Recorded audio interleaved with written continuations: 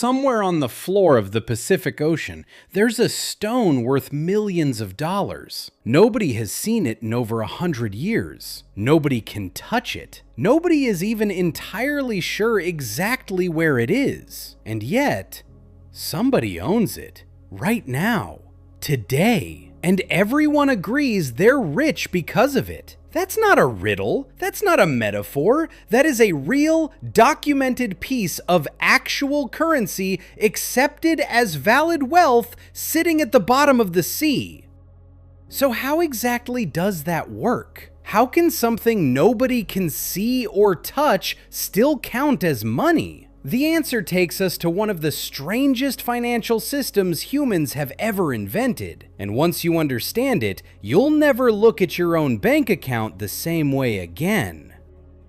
Welcome to Yap, a tiny island in the Pacific Ocean, smaller than most cities. For the last 500 years, the people of Yap have used one of the most bizarre forms of money on planet Earth. Giant carved stone discs called rhinestones. And when we say giant, we mean it. These aren't coins you'd keep in a pocket. The largest ones measure over 12 feet across, weigh roughly 4,000 kilograms. That's about as heavy as 2 cars. And by 1929, there were over 13,000 of these stone discs scattered across the island. Here's the part that should already sound insane to you. This stone doesn't even come from Yap.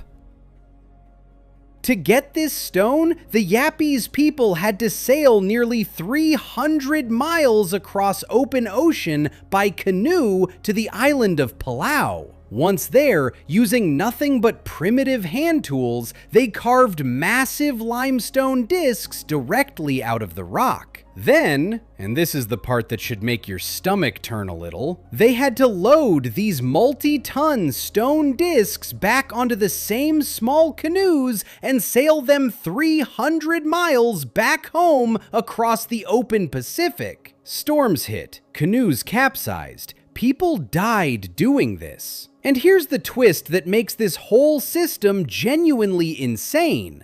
The more dangerous the journey was, the more valuable the final stone became. If men were lost at sea bringing a particular stone home, that fact didn't lower its worth, it raised it. The suffering itself became part of the currency's value, baked permanently into its story. Imagine if your $20 bill was worth more specifically because someone almost died printing it.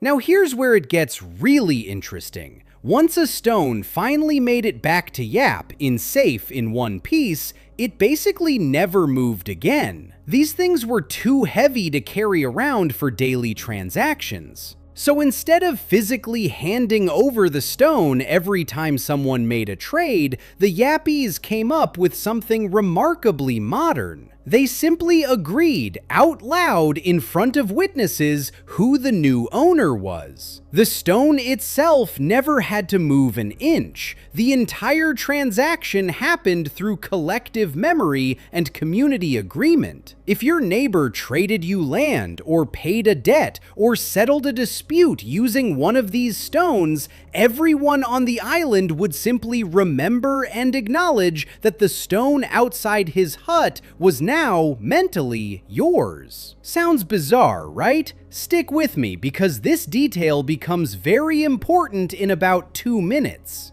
Here's where our opening story comes in. Centuries ago, a work crew was hauling one of these massive stone discs back to Yap by boat, just like thousands of trips before it. But this time, disaster struck. A storm hit, and the stone disc slipped off the boat and sank straight to the bottom of the ocean. By every normal logic, that should have been the end of it. The owner should have lost everything. Years of effort, danger, and value gone, sitting somewhere unreachable on the ocean floor. Instead, the people of Yap made a decision that still echoes through modern economics today. They agreed the stone still counted, completely, as if nothing had happened. Because everyone already knew the stone existed. Everyone already knew how large and well made it was. Everyone had already agreed on its value before it ever sank. So why would losing sight of it change anything? To this day, ownership of that exact stone is still tracked, remembered, and passed down, even though it has sat completely invisible, untouched, at the bottom of the sea for over a century. Now here's the part that should genuinely mess with your head a little. This isn't just a quirky island custom from hundreds of years ago. This is, essentially, exactly how modern money works, too. In the 1930s, France decided to buy a large amount of America's gold reserves. This was treated as an enormous, history-making financial event. And here's what actually happened to make that deal real. An employee at the US Federal Reserve walked into a room, picked up some gold bars, and physically moved them from one drawer to a different drawer, in the exact same building in New York. That's it. That's the whole transaction. And an entire ocean away, France was suddenly considered richer because everyone agreed it was true. Economist Milton Friedman actually studied the Yap stone money system specifically and pointed out exactly this. Most of what we call our wealth today isn't something we ever physically hold, see, or verify ourselves.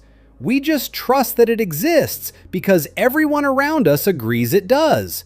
Sound familiar? Your bank balance right now is just numbers in a database. Bitcoin and other cryptocurrencies are even more literal about this. Pure digital ledgers agreed upon collectively with zero physical form whatsoever. The Yappies were doing this with actual giant rocks, 500 years before any of us had a banking app on our phone. So let's bring it all together. For 500 years, the people of Yap have used massive stone discs as currency. Stones so heavy they're never actually moved, valued not despite the danger of acquiring them, but because of it. One of those stones has been sitting completely unseen at the bottom of the ocean for over 100 years, and it's still legitimately owned by someone today. And once you really sit with that, you realize modern money isn't actually that different. Most of your wealth is just an agreement, tracked digitally, that you'll never physically see or touch either. Money was never really about the object. It was always about the agreement. If this one messed with your head a little, good. That means it worked. Hit that like button and subscribe if you're not already part of the Dr. Humanil crew. There's a lot more questions like this one coming, the kind you've never thought to ask, with answers wild enough to change how you see the world around you. So stick around. The next one might just be the craziest one yet.